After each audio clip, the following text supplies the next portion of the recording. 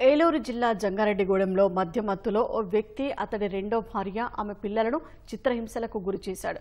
పుచ్చకాయల దుర్గాప్రసాద్ తాడేపల్లిగూడెంలోని శ్రీనివాసపురం రోడ్లో ఓ కిరాణా దుకాణంలో పనిచేస్తుంటాడు.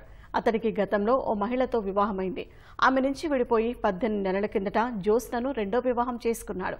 అప్పటికే ఆమెకు 2 పిల్లలు ఉన్నారు. దుర్గాప్రసాద్ మద్యమత్తులో తనను తన పిల్లలను 2 నెలలుగా చిత్రహింసలకు గురిచేస్తున్నాడని జ్యోత్స్న ఆరోపించారు.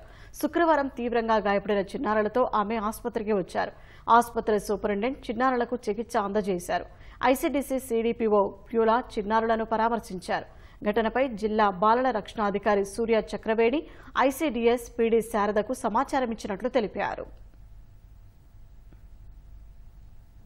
రాజమండ్రి దగ్గర గోపవరం అండి. నేను ఇక్కడే ఉంటున్నాను. ఆ అబ్బాయి సంవత్సరంన్నర నుంచి పరిచయం అంటే పెళ్లి చేసుకున్నాడండి, రెండో పెళ్లి.